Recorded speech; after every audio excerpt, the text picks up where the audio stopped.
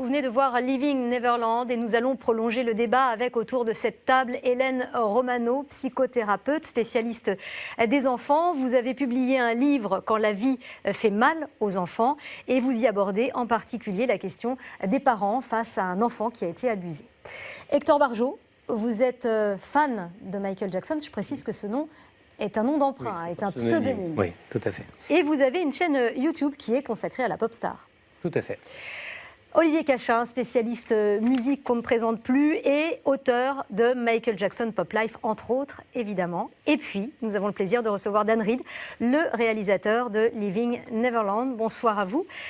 Moi, j'aimerais d'abord, pour que les téléspectateurs se fassent une idée, parce que tout ça se passe en Amérique, c'est un pays très différent légalement et en termes de mentalité de la France. Et j'aimerais demander à Monsieur Reed, pour que les téléspectateurs sachent, quelle est la somme qui est demandée par Robson et Safechuck au Jackson Trust pour justement ce procès en civil qui va revenir, semble-t-il. C'est une somme qui n'est pas spécifiée. Les sommes qu'on entend, 1 milliard et demi. 1 milliard, oui. Ça fait partie de la propagande, c'est la voix de l'avocat de Jackson qui ça semble curieux qu'il n'y ait pas de chiffres, parce que c'est quand même généralement assez clair aux États-Unis. Je pense qu'il n'y a pas de chiffres parce que vraiment, leur but en menant les ayants droit de Jackson au tribunal, c'est vraiment d'obliger les associés de Jackson, ceux qu'ils culpabilisent d'avoir fermé les yeux au moment où ils étaient violés par Jackson. Ils ont voulu les obliger à venir et témoigner, et puis ils ont voulu créer une plateforme pour que leur récit sorte dans le public. On va rappeler qu'il y a une procédure, effectivement, que Wade Robson a intenté une action en justice en 2013, James Safechuck en 2014. Ils ont été déboutés en 2017 et il y a le procès en appel dans quelques mois. Oui, c'est ça. Cet été, je pense que ça va. Voilà, aux États-Unis. Enfin, il y a quand même quatre versions différentes de plaintes avant qu'elles soient entendues. Ils ont tellement changé de récit qu'on leur a dit que leur plainte n'était pas recevable. Donc, et là, ils en viennent, juste pour faire une petite précision sur cette plainte, c'est que là, ils sont en train d'accuser les sociétés de Michael Jackson d'avoir organisé des concours de rabattage pour ramener des jeunes garçons et par la suite pouvoir subir des sévices sexuels. Donc là, pour moi, on marche complètement sur la tête, quoi. Ils ont essayé d'attaquer Michael, mais il y avait prescription, ils ne pouvaient pas attaquer une personne concrètement. Donc maintenant, ils essaient de trouver tous les moyens possibles et imaginables pour faire une action en justice. Hector Barjot, vous êtes un fan de Michael Jackson. Qu'est-ce que vous avez pensé du témoignage de ces deux hommes? Est-ce que vous pensez qu'ils mentent? Est-ce que ça écorne l'image que vous avez de moi, ce que votre j'en ai star? pensé, alors je ne sais pas Dan Reed s'il connaissait ces jeunes garçons avant de s'en être intéressé en 2013-2014. Nous, dans la communauté, c'est vrai que ces jeunes garçons, on les connaît depuis des années. Donc on sait très bien de quoi ils sont capables. On a un avis forcément bien tranché. On sait qu'à plusieurs reprises, Wade a beaucoup changé de version, a menti au tribunal. En 2005, il a défendu Michael Jackson. Mais vous pensez qu'il a menti au tribunal ou qu'il a dit la vérité? Moi, pour l'instant, je ne pense plus rien. Je ne suis pas là pour défendre... je ne connais pas... Je ne suis pas, avocat. Je ne peux pas prouver l'innocence de Michael Jackson. Moi, je suis là un peu pour parler des deux accusateurs.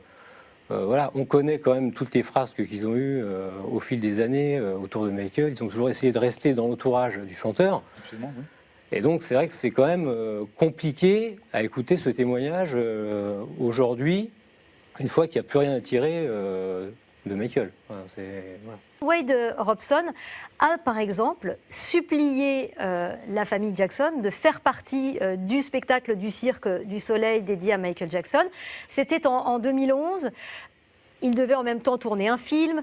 Il avait envoyé une lettre sans équivoque au producteur que vous voyez ici.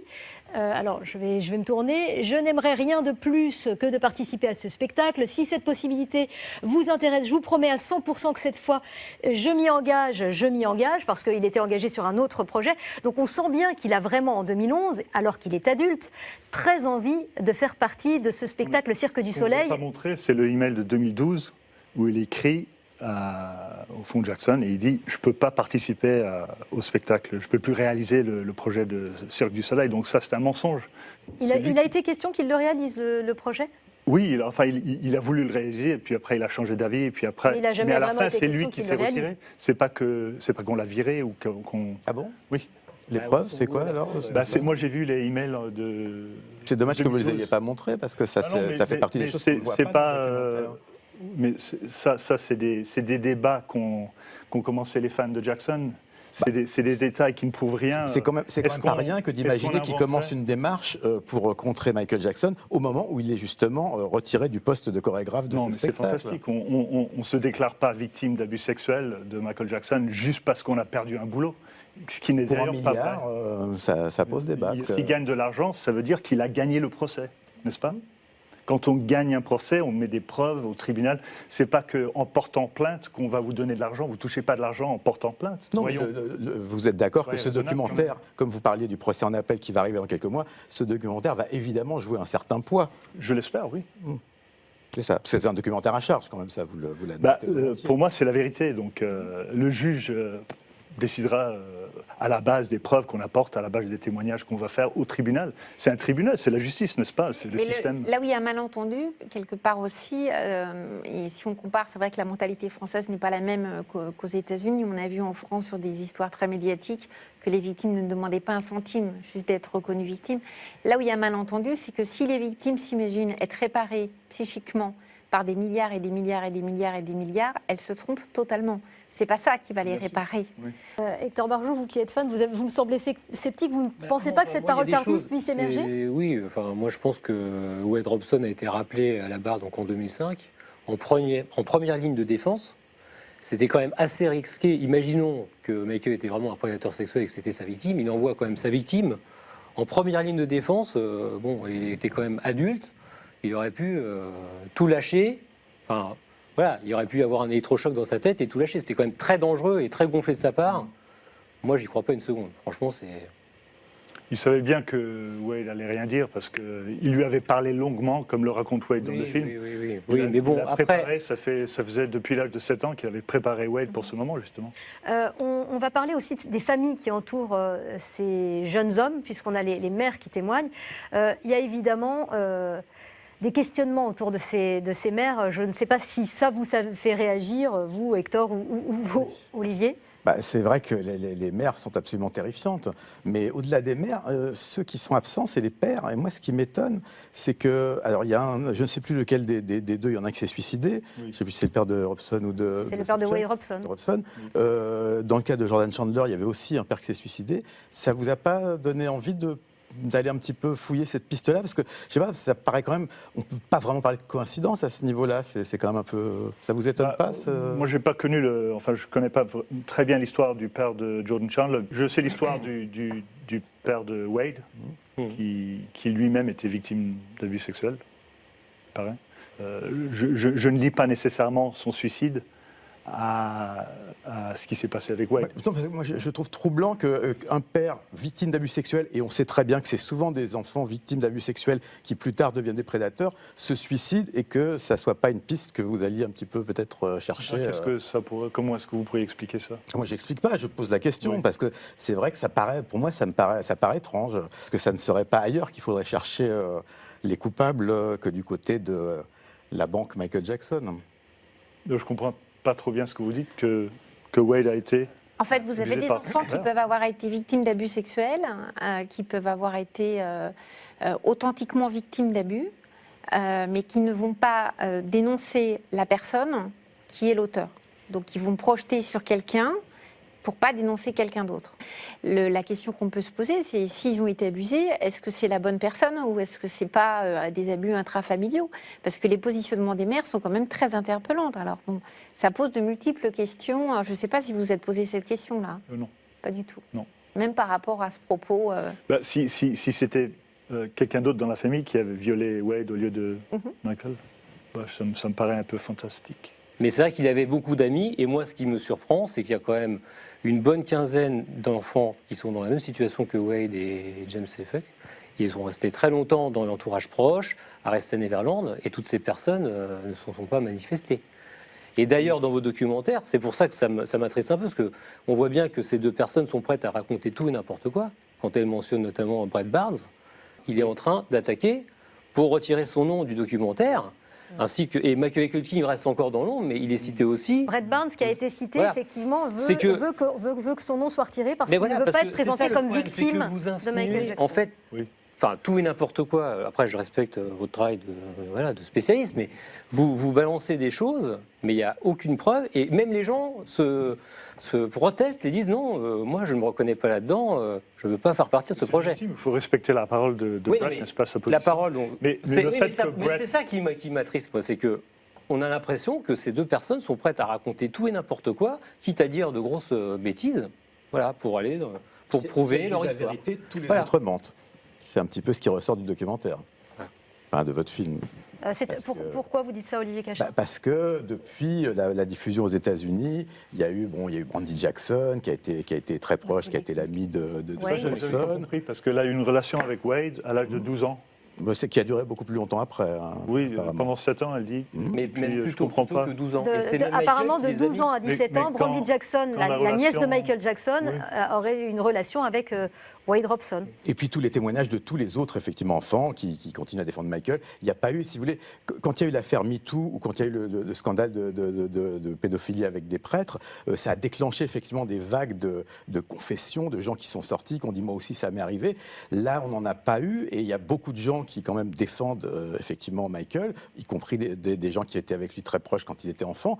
Donc c'est pour ça que je dis, si ces deux personnages, si les deux acteurs, enfin les deux interprètes, enfin les deux protagonistes de votre film ont raison, disent la vérité. Vous pensez que c'est des acteurs ?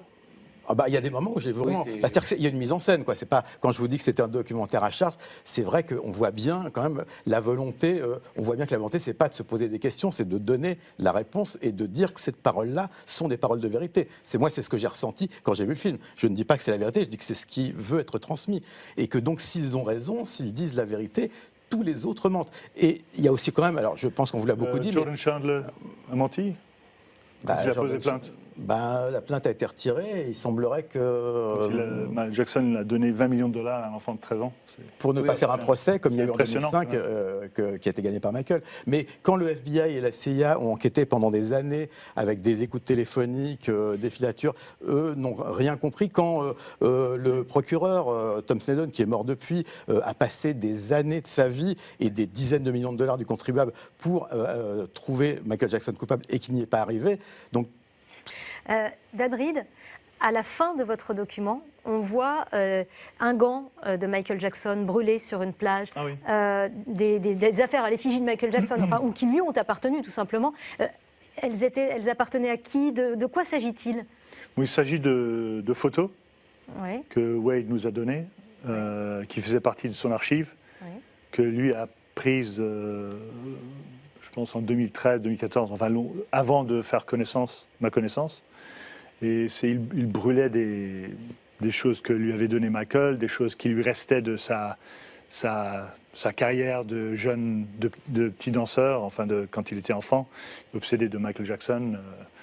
Et puis, il les a brûlés pour s'éloigner un petit peu de son idole, comme il a dit, un peu un exorcisme. Oui, mais ce qui est terrible, c'est quand même cette fameuse mise en scène d'objets brûlés à la fin du documentaire qu'il aurait fallu éviter. Pourquoi ? Parce qu'on voit bien, quand on est un peu fan, que tous les objets qui brûlent, c'est des objets insignifiants, c'est des disques, c'est n'importe quoi. Quand on sait qu'il a vendu la plupart de ces objets en 2011 aux enchères à Los Angeles pour plusieurs milliers de dollars, mais des centaines de milliers de dollars. Et à cette époque-là, il ne se rappelait pas avoir été abusé, donc on voit bien qu'il profitait déjà de tout ce qu'il pouvait récupérer, il le récupérait. Donc c'est une mise en scène pour ma part ratée parce qu'on n'y croit pas une seconde, quoi. Ils veulent exorciser Michael. Vous pensez qu'il a brûlé ses Moi je pense qu'il a brûlé ce qu'il n'a pas pu vendre aux enchères. On voit bien, il y a des disques, il y a des gants, des répliques de gants, tout ce qui avait vraiment de la valeur, une valeur financière, il les a vendus en 2011. Et on a des preuves, pareil. Wade Robson voulait même rester anonyme pour toucher l'argent. Oui. Donc, on sait bien que jusqu'à 2012, il se Pose pas de disait questions fan et- de Michael Oui, mais fan, Jackson, alors pourquoi qu'il est-ce qu'il a vendu les objets de son ami ou de son meilleur ami Pour gagner de l'argent. avant qu'il se rappelle qu'il avait été à toucher. Bah, voilà. c'est sa propriété, il a le droit non, de mais vendre s'il veut. voilà. Pour moi, c'est pareil, j'achète pas. C'est une mise en scène de plus dans votre Et pour film. vous, c'est cela qui prouve qu'il ment? Non, moi, ce qui prouve qu'il ment, c'est toute une série de choses qu'ils ont fait. Voilà, ils ont menti plusieurs fois, ils ont changé de version plusieurs fois. Et à la fin, il y a toujours l'histoire de l'argent. C'est ça qui choque en fait tous les fans. Moi, je pense qu'il y a beaucoup de Où est fans. l'argent? Beaucoup de fans vont avoir une preuve formelle. Si vous nous trouvez une preuve formelle, on ne va pas défendre. Mais il une s'agit de quoi? personne Des qui est horrible à ce draps point-là. sales de Non, mais Michael Jackson? pardon, alors pour le coup, on sait Un tous nouvel- qu'il n'y aura plus Non, de mais- preuves formelles. Le Moi, temps ce a qui passé. Ce qui c'est- m'étonne, c'est que ça a duré 20 ans, soi-disant, ces agressions sexuelles, 15 ans, 20 ans d'affilée, avec plein d'employés dans Neverland qui vont, qui viennent. Personne n'a pris une photo, pas une preuve, rien du tout. Mais on peut pas. Voilà. Et après, on peut dire D'abord, qu'il il y a manipulé plein tout le de monde. témoignages de la part Mais non, mais- des employés de Jackson Non, mais les qui ont témoignages, vu, vous excusez-moi. savez bien. Excusez-moi, les témoignages, comme la femme de ménage qu'ils ont ressorti, qu'on avait déjà vu en 2005, elle s'est fait, L'argent, c'est ça? elle s'est fait quand Ah même ouais. virer en 1994. Elle volait des objets à Neverland pour les revendre. Donc, je veux dire, elle s'est fait virer et comme par hasard, quelques mois après, elle commençait à parler dans la rien presse. volé. Vos points de vue ne seront pas forcément réconciliables ce soir, mais en tout cas, je vous remercie infiniment d'être venus débattre autour de cette table. Merci à tous les quatre et très bonne fin de soirée sur M6. Merci.